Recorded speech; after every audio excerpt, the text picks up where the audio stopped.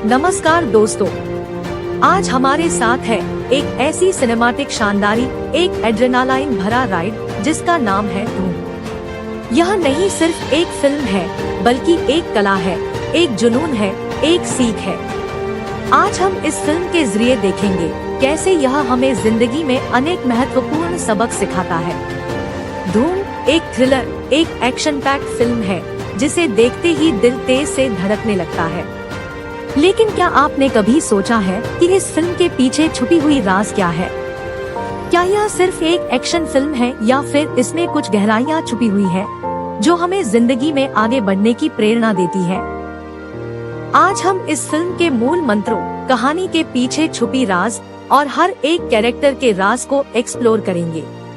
हम देखेंगे कि कैसे धूम हमें बताती है कि जिंदगी में हमें कभी हार नहीं माननी चाहिए, हर मुश्किल को एक नया दृष्टिकोण से देखना चाहिए।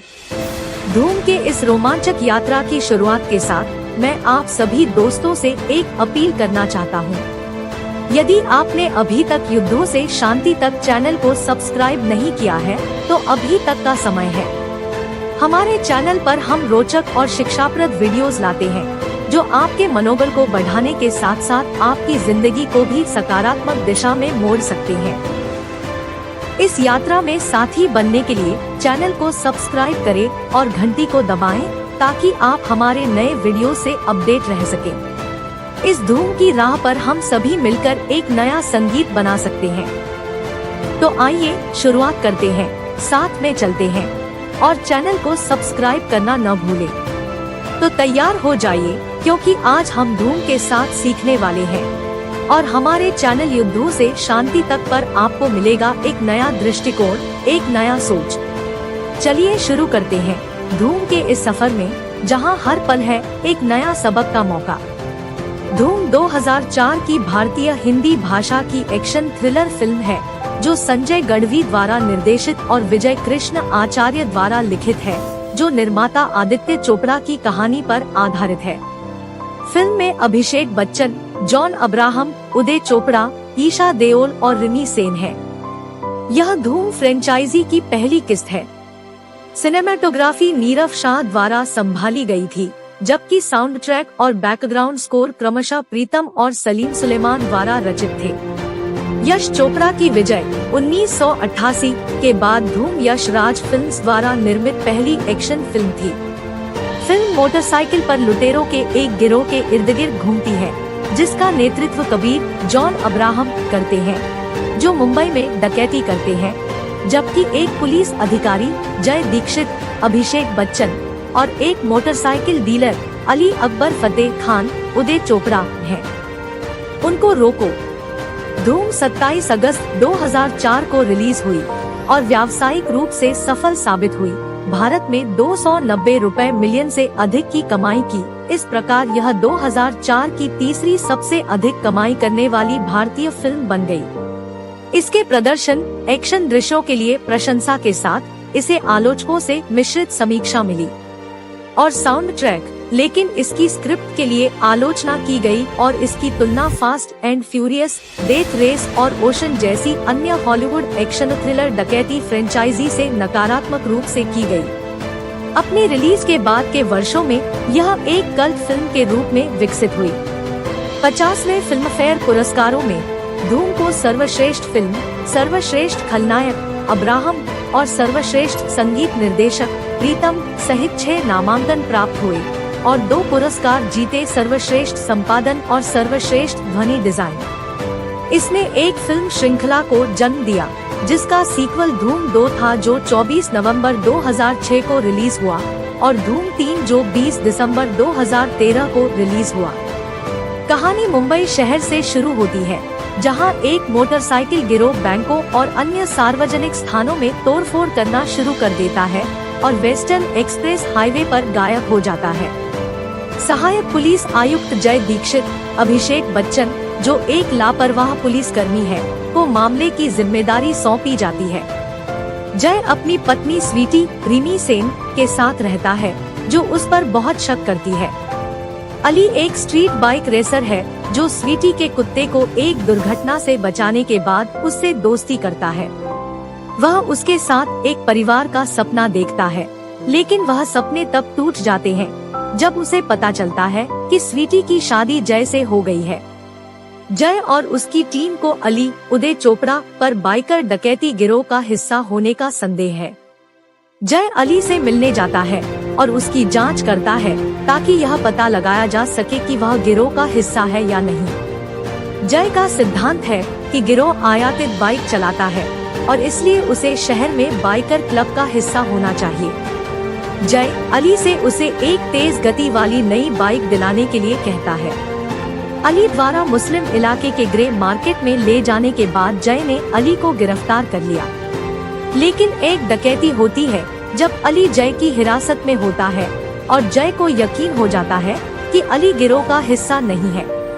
बाइकर गिरोह राजमार्ग पर एक कंटेनर ट्रक का उपयोग उसके अंदर छिपने और सभी बाधाओं से बचने के लिए करता है।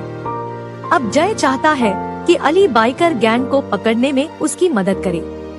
सभी डकैतियां पश्चिमी एक्सप्रेस राजमार्ग पर थी और जय उनकी अगली डकैती के स्थान की भविष्यवाणी करने में सक्षम है।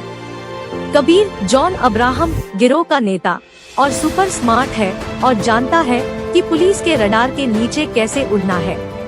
वह जय को अपने अगले डकैती स्थान की रेकी करते हुए देखता है और जानता है कि पुलिस करीब आ रही है। कबीर उसी स्थान पर हमला करता है, लेकिन जय जो देख रहा था उससे अलग बैंक में। जय अली की बाइक पर पीछा करता है और यहाँ तक कि कबीर पर एक गोली चलाने और गिरोह के एक अन्य सदस्य राहुल आरफ चौधरी को घायल करने में भी कामयाब होता है। राहुल को कबीर द्वारा बचाया जाता है और वे अपनी दो नुकीली बाइक पर भाग जाते हैं, लेकिन जय को उनकी लूट और राहुल की बाइक विश्लेषण के लिए मिल जाती है। गिरोह के सदस्य चाहते हैं कि कबीर जय के खिलाफ कार्रवाई करे। कबीर अंततः दीक्षित को फोन करता है और ताना मारता है और दावा करता है कि दीक्षित उसे पकड़ नहीं सकता, भले ही वह उसके ठीक सामने हो। कबीर चाहता है कि अगर जय अगली डकैती का समय और स्थान जानने के बावजूद उसे रोक नहीं पाता है तो वह केस छोड़ दे। विस्तृत योजना के बावजूद जय कबीर और उसके गिरोह को लूटने से रोकने में विफल रहता है, लेकिन वह गिरोह के एक सदस्य रोहित को गोली मारने में सफल हो जाता है।